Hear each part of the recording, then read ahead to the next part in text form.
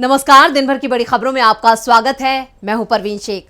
आज इस बुलेटिन में बात होगी गोदी मीडिया न्यूज एंकर्स पर इंडिया के बड़े एक्शन की, संसद के विशेष सत्र को लेकर कांग्रेस के सवालों की, बात करेंगे शहीदों की शहादत पर मोदी सरकार के जश्न की, कांग्रेस की तेलंगाना रैली से डरे केसीआर सरकार की, साथ ही देखेंगे कि जाने माने कार्टूनिस्ट इरफान की किस खबर पर पड़ी तिरछी नजर, और बुलेटिन के आखिर में बात करेंगे मीडिया ट्रायल पर सुप्रीम कोर्ट के रुख की। इसके साथ ही और भी कई बड़ी खबरों से आपको करवाएंगे रूबरू, लेकिन तमाम बड़ी खबरों से पहले एक नजर सुर्खियों पर। दिल्ली आबकारी नीति मामले में ईडी ने सीएम केसीआर की बेटी के कविता को किया तलब, 15 सितंबर को ईडी करेगी पूछताछ। महाराष्ट्र में अंग्रेजों के जमाने की 86 साल पुरानी डबल डेकर बसों की विदाई तय, 15 सितंबर को आखिरी सफर पर होगी रवाना। बजरंग पूनिया के खिलाफ मानहानि मामले में पटियाला हाईकोर्ट में सुनवाई टली, 17 अक्टूबर को होगी मामले की अगली सुनवाई। शेयर बाजार में तेजी, सेंसेक्स 52 अंकों की तेजी के साथ 67,771 पर हुआ बंद, निफ्टी 33 अंकों की तेजी के साथ 20,103 पर हुआ बंद। ये तो थी सुर्खियां और अब बात आज की सबसे बड़ी खबर की। विपक्षी गठबंधन इंडिया ने 13 सितंबर की हुई बैठक में बड़ा फैसला लिया है कि जो टीवी एंकर जनता की बात नहीं करते हैं, जो सिर्फ सरकार का एजेंडा फैलाते हैं, जो विपक्ष की आवाज को दबाते हैं, उन न्यूज एंकरों की नकेल कसी जाएगी। तो क्या है इंडिया गठबंधन का पूरा प्लान और किन एंकर्स पर एक्शन की तैयारी में है इंडिया, देखते हैं ये रिपोर्ट। मुख्य धारा का मीडिया कहे जाने वाले तमाम टीवी चैनलों के पत्रकारों की भाषा सरकार परस्त होती जा रही है। ना तो उन्हें लोगों की समस्याओं से वास्ता है और ना ही देश के मुख्य मुद्दों से वास्ता है, तो सरकार के एजेंडे को फैलाने का। टीवी डिबेट में ऐसे विषय चुने जाते हैं जिसका आम जनता से कोई लेना देना नहीं होता है। बहस में विपक्षी प्रवक्ताओं को दबाने की कोशिश भी होती है। अब ऐसे टीवी एंकरों की मनमर्जी पर अंकुश लगाने का प्लान इंडिया गठबंधन ने बना लिया है। 13 सितंबर को इंडिया गठबंधन की समन्वय समिति की बैठक में ये फैसला हो गया था कि गठबंधन के प्रवक्ता अब ऐसे एंकर्स की डिबेट में हिस्सा नहीं लेंगे जो सरकार की भक्ति में लगे हैं, और अब उन एंकर्स की लिस्ट भी जारी कर दी है जिनका बॉयकॉट किया जाएगा।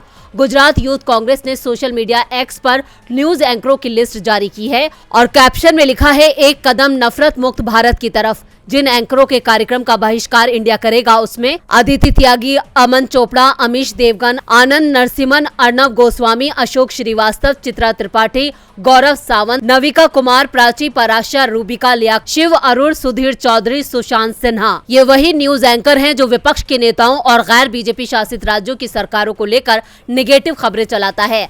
सरकार से सवाल पूछने की जगह विपक्ष से ही सवाल पूछे जाते हैं कि वो सरकार का विरोध क्यों कर रहे हैं। यहाँ तक कि विपक्ष जब भी जनता से जुड़े मुद्दे उठाता है तो उसे भी नहीं दिखाया जाता। राहुल गांधी की भारत जोड़ो यात्रा जिसने पूरी दुनिया में सुर्खियां बटोरी, उसे भी टीवी चैनलों ने नहीं दिखाया। तथाकथित मुख्यधारा की मीडिया ने इसका बहिष्कार ही कर दिया था। इंडिया के एक्शन से दबाव में है गोदी मीडिया, दबाव में तो मोदी सरकार भी है। केंद्र सरकार ने 18 से 22 सितंबर के लिए संसद का विशेष सत्र बुलाया है। इस दौरान संसद में 4 बिल पेश किए जाएंगे। सरकार ने बुधवार को एजेंडा जारी किया। इस एजेंडे को लेकर कांग्रेस ने सरकार पर निशाना साधा है। सरकार ने हाल ही में संसद के विशेष सत्र का एजेंडा जारी किया। इस पर कांग्रेस ने भाजपा और केंद्र सरकार पर जमकर निशाना साधा। उन्होंने कहा कि सरकार ने जो एजेंडा जारी किया है उसमें कुछ भी नहीं है। हालांकि कांग्रेस ने आशंका जताई कि सरकार आखिरी समय में छोड़े जाने वाले अपने विधायी हथगोलों को छिपा रही है। कांग्रेस नेता ने कहा कि आखिरकार सोनिया गांधी की ओर से प्रधानमंत्री नरेंद्र मोदी को लिखे गए पत्र के दबाव के बाद सरकार ने 5 दिवसीय विशेष सत्र के एजेंडे की घोषणा कर दी है। फिलहाल जो एजेंडा सामने आया उसमें कुछ भी नहीं है। इसके लिए नवम्बर की शीतकालीन सत्र का इंतजार किया जा सकता था। उन्होंने कहा कि मुझे यकीन है कि सरकार हमेशा की तरह विधायी हथगोले आखिरी क्षण में छोड़ने के लिए तैयार है। पर्दे के पीछे कुछ और है। इसके बावजूद इंडिया गठबंधन की पार्टियां घातक सीईसी विधेयक का डटकर विरोध करेंगे। दरअसल सत्र के पहले दिन यानी 18 सितंबर को राज्यसभा में 75 सालों की संसदीय यात्रा, उपलब्धियां, अनुभव, यादों और सीख पर चर्चा होगी। वहीं 17 सितंबर को पीएम नए संसद भवन पर राष्ट्रीय ध्वज फहराएंगे। इसी दिन मोदी का जन्मदिन और विश्वकर्मा जयंती है। आपको बता दें कि नए भवन में कामकाज अभी शुरू होना है। खबर है कि ध्वजारोहण के बाद ही संसद में कामकाज शुरू हो सकेगा, क्योंकि देश के फ्लैग कोड के अनुसार किसी भी सरकारी इमारत को राष्ट्रीय ध्वज फहराने के बाद ही ये दर्जा मिल पाता है। इसके अलावा लोकसभा में एडवोकेट्स अमेंडमेंट बिल 2023 और प्रेस और रजिस्ट्रेशन ऑफ पीरियोडिकल्स बिल 2023 पेश किए जाएंगे। ये दोनों बिल मानसून सत्र के दौरान 3 अगस्त को राज्यसभा से पास हो चुके हैं। इसके बाद 4 अगस्त को इन्हें लोकसभा में टेबल किया गया। वहीं मणिपुर मुद्दे पर विपक्ष के हंगामे के चलते ये बिल पास नहीं हो सके। संसद के विशेष सत्र पर सियासी घमासान मचा है। वहीं कश्मीर में शहीदों की शहादत पर जश्न मन रहा है। अनंतनाग में जवानों की शहादत को लेकर पूरे देश में गुस्से का माहौल है और इसे लेकर कांग्रेस ने मोदी सरकार पर निशाना साधा है। क्या कहा है कांग्रेस ने, देखते हैं इस रिपोर्ट में। कश्मीर के अनंतनाग जिले में आतंकियों के साथ मुठभेड़ में सेना के कर्नल, मेजर और जम्मू कश्मीर पुलिस के डीएसपी की शहादत को लेकर कांग्रेस महासचिव प्रियंका गांधी ने सोशल मीडिया एक्स पर पोस्ट करते हुए लिखा है कि जम्मू कश्मीर में आतंकियों से लोहा लेते हुए सेना के 2 अधिकारियों समेत 5 वीर जवानों की शहादत का समाचार बेहद दुखद है। पूरा देश एक स्वर में आतंकी मंसूबों की निंदा करता है। वीर शहीदों को विनम्र श्रद्धांजलि।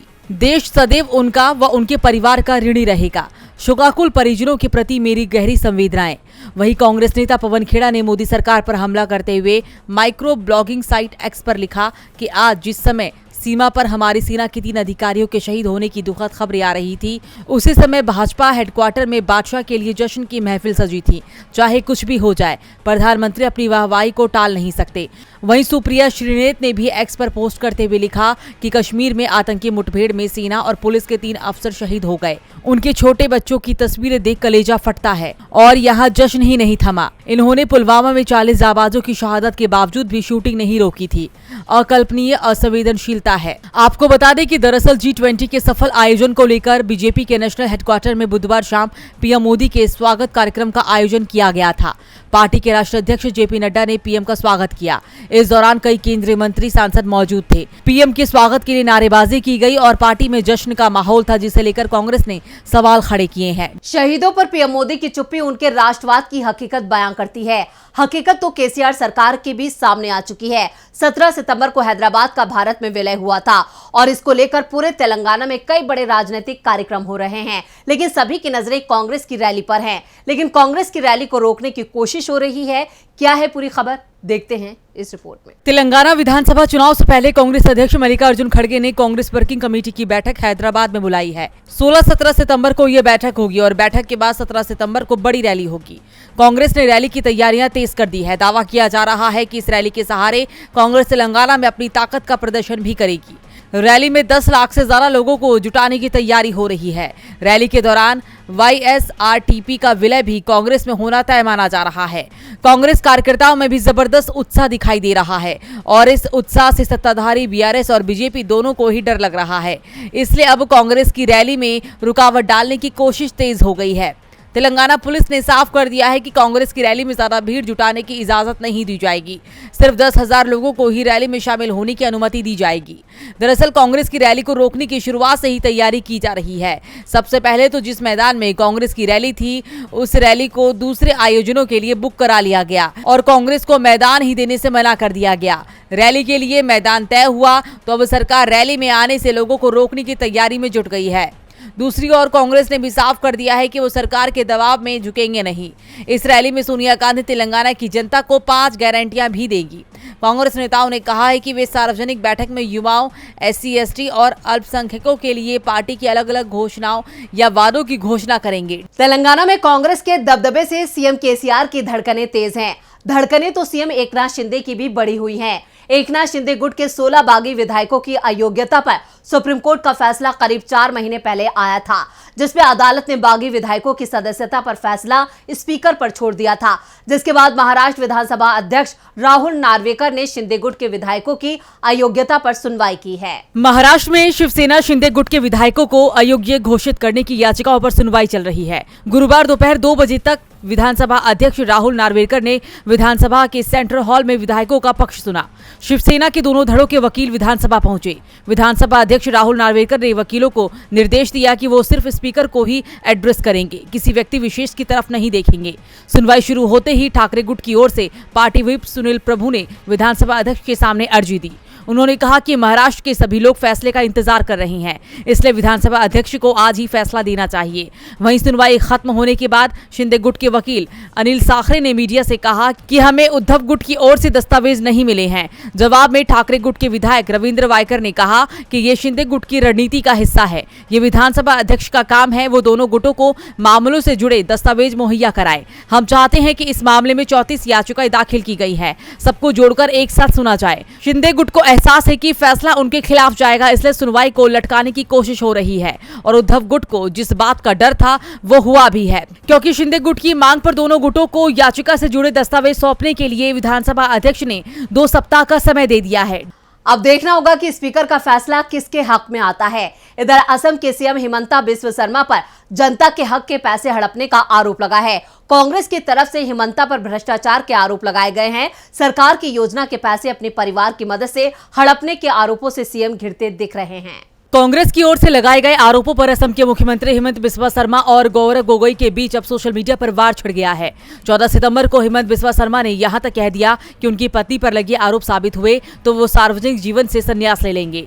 कांग्रेस ने 13 सितंबर को आरोप लगाया था कि एक मीडिया और मनोरंजन कंपनी जिसके साथ असम के मुख्यमंत्री हिमंत बिस्वा शर्मा की पत्नी जुड़ी हुई है। लोकसभा में कांग्रेस के उप नेता गौरव गोगोई ने असम के सीएम पर सरकारी योजना के नाम पर पैसा हड़पने के मामले में घेर लिया है। सोशल मीडिया प्लेटफॉर्म एक्स पर पोस्ट किया कि भारत के किसानों की आय दोगुनी करने के लिए प्रधानमंत्री नरेंद्र मोदी ने किसान संपदा योजना की शुरुआत की, लेकिन असम के मुख्यमंत्री ने अपने प्रभाव का इस्तेमाल करके अपनी पत्नी की कंपनी को कर्ज से जुड़ी सब्सिडी के हिस्से के रूप में 10 करोड़ रुपए दिलाने की मदद। क्या केंद्र सरकार की योजनाएं बीजेपी को समृद्ध करने के लिए है? कांग्रेस की ओर से इस मामले में सबूत के रूप में कागजात जारी किए गए हैं और दावा किया गया है कि साल 2021 में शर्मा के मुख्यमंत्री बनने के बाद उनकी पत्नी रिंकी भुइया शर्मा की कंपनी ने असम के नौगांव में 50 बीघा कृषि भूमि खरीदी और इस खरीद के कुछ दिनों के बाद ही इस भूखंड को औद्योगिक भूमि में तब्दील कर दिया गया। वहीं कांग्रेस महासचिव केसी वेणुगोपाल ने कहा कि किसानों की आय दोगुनी करने के बजाय प्रधानमंत्री मोदी असम के मुख्यमंत्री को समृद्ध कर रहे हैं। क्या प्रधानमंत्री मोदी या खाद्य प्रसंस्करण मंत्री जवाब देंगे? इस अनुदान को किसने मंजूरी दी? इसके अलावा और कितने बीजेपी नेताओं को सरकारी योजनाओं के जरिए इस तरह का लाभ दिया जा रहा है? असम के बाद देखते हैं कि जाने माने कार्टूनिस्ट इरफान की किस खबर पर पड़ी तिरछी नजर।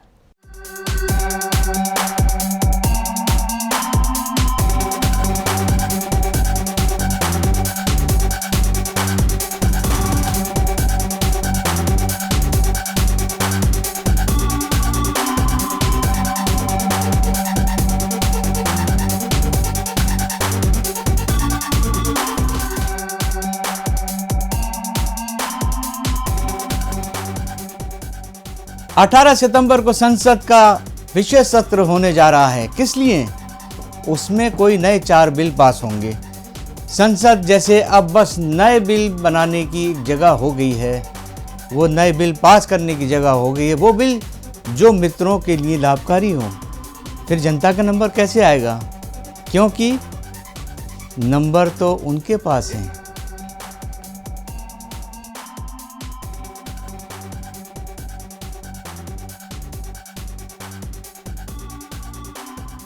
बहुत बहुत शुक्रिया इरफान जी। और बुलेटिन के आखिर में बात मीडिया ट्रायल पर कोर्ट के रुख की। आपराधिक मामलों में मीडिया ट्रायल को लेकर सुप्रीम कोर्ट ने बड़ा दखल दिया है। सुप्रीम कोर्ट ने केंद्र से पुलिस मीडिया ब्रीफिंग पर विस्तृत गाइडलाइन बनाने को कहा है। 2 महीने में एमएचए से मीडिया ब्रीफिंग को लेकर मैनुअल तैयार करने के निर्देश दिए हैं। क्या है पूरी खबर, देखते हैं ये रिपोर्ट।